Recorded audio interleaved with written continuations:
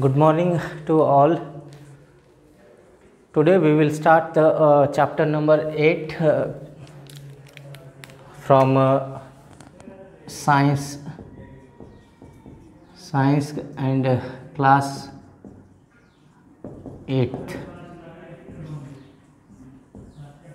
Subject science, class 8th class, then chapter number 8, that is the pollution.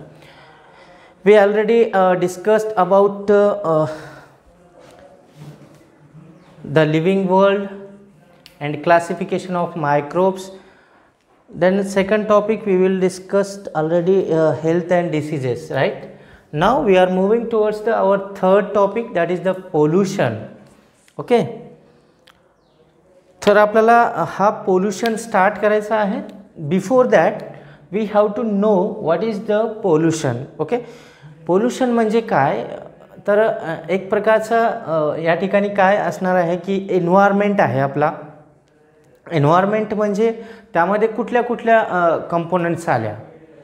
Components म्हटल्यानंतर एन्व्हायरमेंटमध्ये कुठल्या कुठल्या गोष्टी येतात. एअर येतो, वॉटर येणार आहे, सॉईल येतं, ओके, वॉटर वेपर्स येतात. या सगळ्या गोष्टी ज्या आहेत त्या एअरमध्ये, त्या ठिकाणी प्लांट्स आहेत, ॲनिमल्स आहेत, ह्या सगळ्या एन्व्हायरमेंटचा पार्ट आहे. याला कम्प्लिटली म्हणतो बायोटिक आणि abiotic factor. Biotic factors plus abiotic factor. Okay, are collectively called as, ह्याला आपण काय म्हणतो, इकोसिस्टीम. ह्याला म्हणतो इकोसिस्टीम. इकोसिस्टीम म्हटल्यानंतर त्यामध्ये living and non living things दोन्ही कंबाईनड आल्या. ओके, तर हे जे बायोटिक आणि अबायोटिक एका एन्व्हायरमेंटमध्ये नेचरमध्ये दिसतात, म्हणजेच त्या ठिकाणी अबायोटिक वरती बायोटिक डिपेंड करतात आणि बायोटिकवरती अबायोटिक डिपेंड करतात. म्हणजे कसं आहे की या ठिकाणी बायोटिक्सना अबायोटिकची गरज पडते आणि बायोटिक हे यांचं मेंटेनन्स करतील अबायोटिकचं. पण या ठिकाणी पोल्यूशनमध्ये आता हा चॅप्टर आपल्याला हाच बघायचा आहे की काय खरंच बायोटिक फॅक्टर्स म्हणजे लिव्हिंग ऑर्गॅनिझम्स एन्व्हायरमेंटचं सेविंग म्हणजे त्याचं जे आहे काय म्हणता येईल निगराणी करतात का, एन्व्हायरमेंटला पोल्युटेड होण्यापासून वाचवतात का, हे आपल्याला या चॅप्टरमध्ये पाहायचं आहे. आणि आपल्याकडं कुठल्या कुठल्या गोष्टी आहेत ज्या करत नाहीत किंवा करायला पाहिजे तर त्या करत नाहीत, त्याच्यामुळं देखील पोल्यूशन होतं आहे. पोल्यूशन झाल्यामुळं सपोज करा एअर पोल्युटेड आहे, एअर पोल्यूशन झाला असेल तर air is a abiotic factor. आता याचा बायोटिकवरती कसा, ड्युरिंग द ब्रीदिंग प्रोसेस. आता एअरमध्ये खूप सारे टॉक्झिक गॅसेस असतील, खूप सारे टॉक्झिक गॅसेस आहेत. याचा अर्थ काय की जर आपण अशा प्रकारच्या टॉक्झिक गॅसेसवाल्या एअरला आपल्या बॉडीमध्ये घेतलं, म्हणजे आपल्या लंग्सकडे पाठवलं, तर आपल्या लंग्सना त्याचा नुकसान होऊ शकतो. आपल्या ब्लडमध्ये त्या गॅसेस जातील with the help of our blood stream. Okay, तर ह्या सगळ्या गोष्टी प्रॉब्लेम्स क्रिएट होतात. पुन्हा मग आपलं रेस्पायरेटरी डिसीजेस होतात. व्हेरियस इथं वरती आहे म्हणल्यानंतर एअरमध्ये पोल्युशन आहे तर स्किन डिसीजेस पण आपल्याला होतात. ओके, ह्या सगळ्या गोष्टी. तर बेसिकली आपल्याला पोल्यूशन नेमकं कशामुळं होतं, पोल्यूशन म्हणजे काय आणि हे पोल्यूशन घडवणाऱ्यांना काय म्हणतो आणि हे नेमकं कशामुळं होतं, याच्या टाईप्स काय आहेत, तर आणि याच्यावरती काय आपण प्रिव्हेंटिव्ह मेजर्स करू शकतो. जसं आपण एखादा डिसीज होऊ नये म्हणून काय करत होतो तसाच हा प्रकार आहे. हा पोल्यूशन सपोज करा एअर पोल्यूशन टाळायचं आहे तर काय करू शकतो, वॉटर पोल्यूशन टाळायचं तर काय करू शकतो, किंवा सॉईल पोल्यूशन टाळायचं तर काय करू शकतो. या गोष्टी आपल्याला या चॅप्टरमधून शिकायच्या आहेत. नाव first of all we define the term pollution. Okay, पोल्यूशनला आपण पहिल्यांदा डिफाईन करूया. एक टर्म सांगितली होती मी आपलं हेल्थ अँड डिसीजेसमध्ये सांगितलं होतं कंटामिनेशन. आठवतं तुम्हाला, contamination means mixing of microbes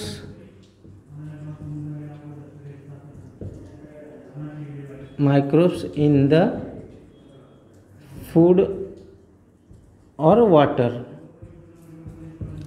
हे डिसीजमध्ये सांगितलं होतं मी, तिथलं सांगतोय मी. फूडमध्ये जर मायक्रोब्सचं मिक्सिंग झालं फूडमध्ये तर त्याला आपण कंटामिनेटेड फूड म्हटलं होतं, राईट. मायक्रोब्स मिक्स झाल्या, त्याच्यामध्ये मायक्रोब्स सर्वाईव्ह करू लागल्या. वॉटरमध्ये मायक्रोब्स केल्या तर त्याला आपण म्हणू लागलो कंटामिनेटेड वॉटर, राईट. तर कंटामिनेशन समजण्यासाठी आपल्याला ही सांगितलं मी, कारण आपण आत्ताच रिसेंटली तो हेल्थ अँड डिसीजेस चॅप्टर पाहिला. हेल्थ अँड डिसीजेसमध्ये आपण सांगितलं की मायक्रोब्समुळं एखादा फूड जो आहे तो कंटामिनेटेड होतो, तसाच हा प्रकार आहे. तर इथं डेफिनेशनमध्ये कंटामिनेशन शब्द येणार आहे, म्हणून मी तुम्हाला सांगितलं आहे की कंटामिनेशन काय असतं. Okay, so this is a definition. Contamination of natural environment, which is the natural environment? That is air, water and soil. Okay, contamination of natural environment which is harmful to ecosystem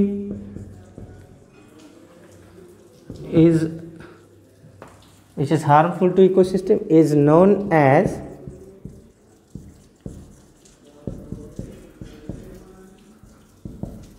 pollution. ह्याच्यामध्ये बघा, contamination होतं म्हणजे काहीतरी mix होतोय. कुठं, कोणाचं contamination? Natural एन्व्हायरमेंटचं, जो आपल्याकडं एन्व्हायरमेंट आहे, नैसर्गिक आहे, तो कंटामिनेटेड होतोय. नॅचरल एन्व्हायरमेंटमध्ये कोणत्या गोष्टी आल्या, कोणत्या फॅक्टर्स? एअर आहे, वॉटर पण आहे, सॉईल पण आहे, right.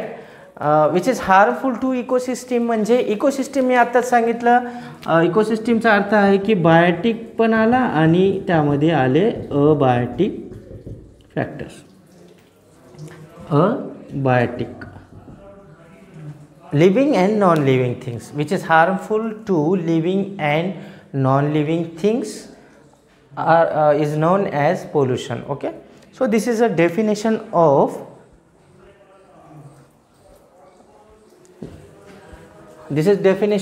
pollution. Now we have to know about what are the pollutants that leads to the causing of pollution. Okay, now आपल्याला आता हे पोल्युशन झाल्यानंतर, पोल्युशन म्हटल्यानंतर आपल्याला लगेच लक्षात येतं की पोल्युशन घडवणाऱ्यांना मग काय म्हणायचं? पोल्युशन ज्यांच्यामुळं होतोय, ओके, आता त्यांना म्हणू आपण पोल्युटंट्स. पोल्युटंट्स कोणाला म्हणायचं? Factors which are responsible to cause the pollution. काय म्हणतोय आपण? Factors which are responsible to cause the pollution are called pollutants. Okay, इथे लिहूया आपण डेफिनेशन याची. Factors which are responsible to cause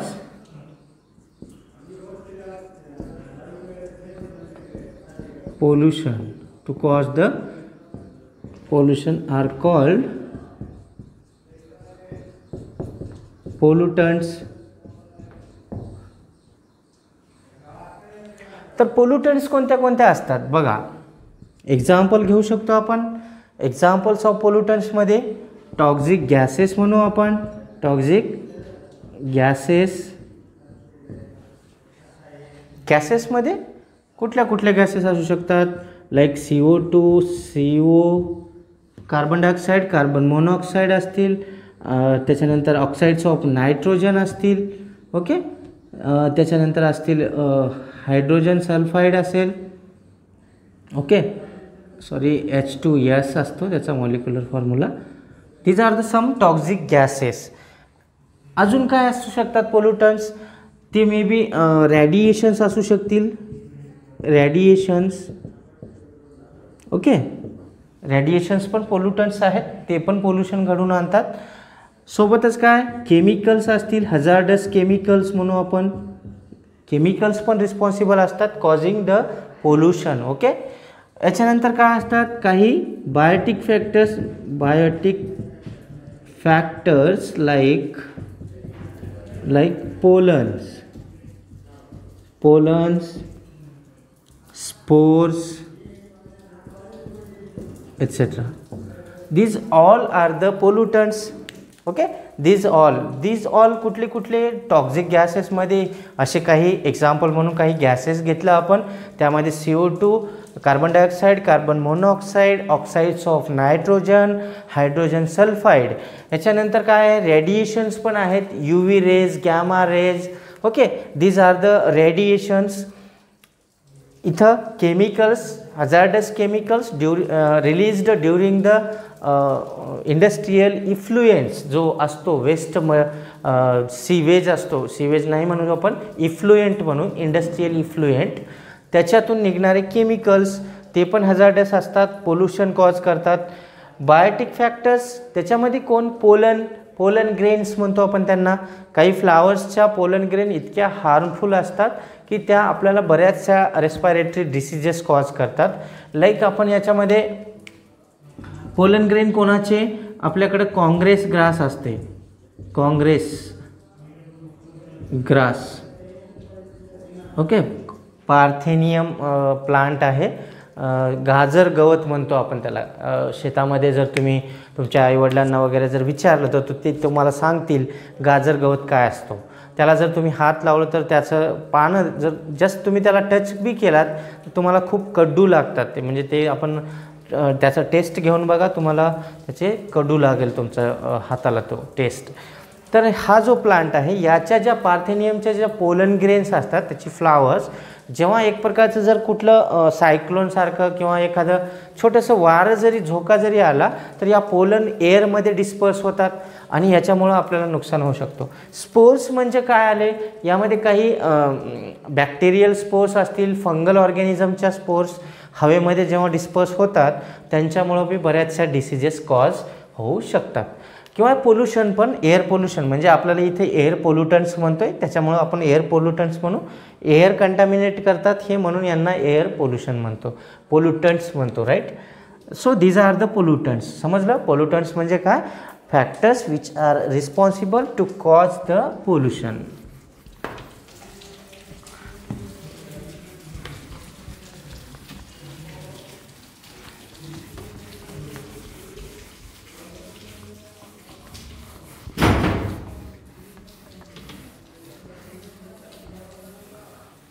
Now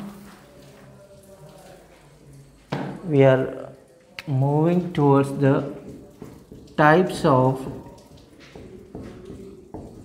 pollution.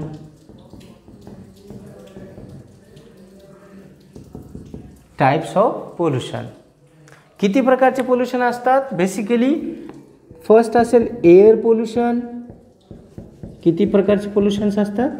Air pollution, water pollution, right, pollution, then soil pollution. Okay, so these are the 3 types of pollution. आता ह्या air pollution, water pollution आणि soil pollution ह्या actually या एकमेकांशी relative terms आहेत. जर air pollution झाला तर that ultimately cause the water pollution and water pollution occur that is the lead to the soil pollution.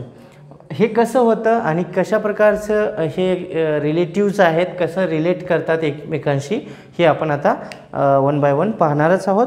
पहिल्यांदा आपण पाहूया फर्स्ट टाईप जो आहे एअर पोल्युशनचा. ओके,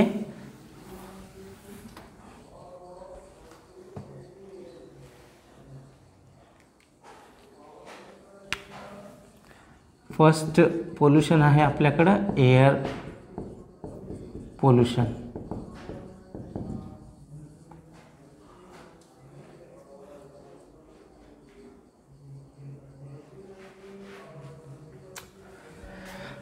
पहिल्यांदा परत आपल्याला आता इथं एअर पोल्युशनची डेफिनेशन लिहायची.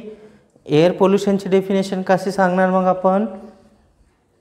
ठीक आहे, आपण इथं डिफाईन करू कंटामिनेशन ऑफ, किंवा आपण असं म्हणू contaminated air by harmful substances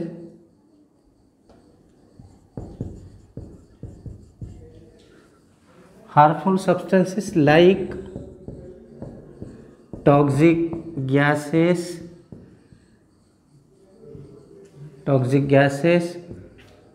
dust particles,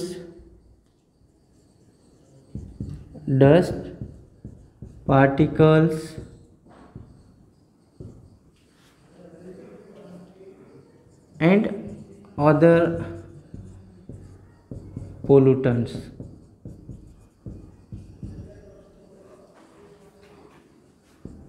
Is called as air pollution. Is called as air pollution. Air pollution कोणाकोणामुळे होतं? म्हणजे या टॉक्झिक गॅसेसमध्ये गॅसेस आहेत, various kind of gases that may cause the pollution. Smoke आहे, धूर जे म्हणतोय आपण.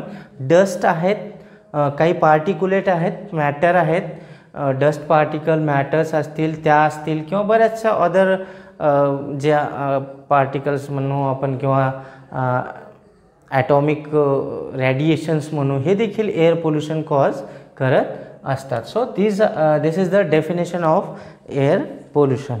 ओके. आणि याच्यामध्ये काही लिव्हिंग ऑर्गॅनिझम लाईक मायक्रोब्स पण रिस्पॉन्सिबल असतात, जे पोल्युशन करण्यासाठी एअर पोल्युशन कॉज करतात. ओके.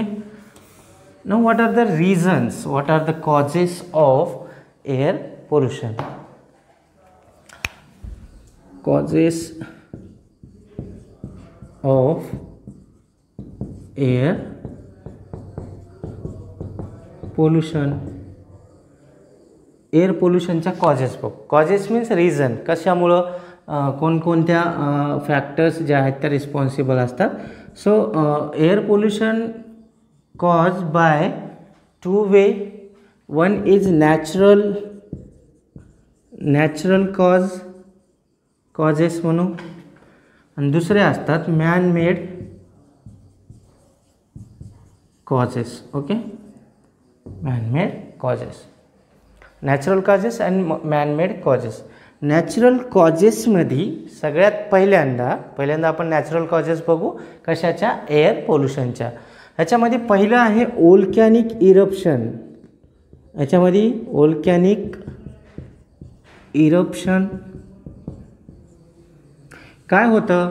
एखादं सपोज करा वी हॅव हिल और माउंट. ओके. और माउंट इथून कुठून तरी आपल्याला अशा प्रकारचे ओल्कॅनिक इरप्शन होताना दिसतोय. Okay. This is an volcanic eruption.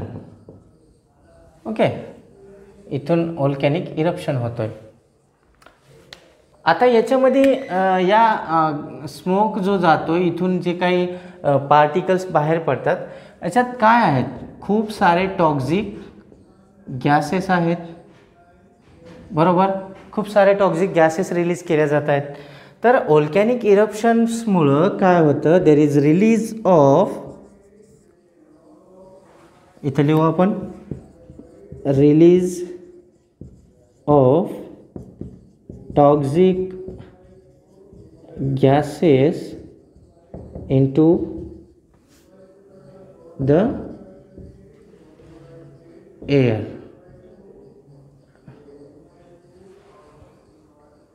Examples: कोणत्या कोणत्या टॉक्सिक गॅसेस असतील मग आता बघू.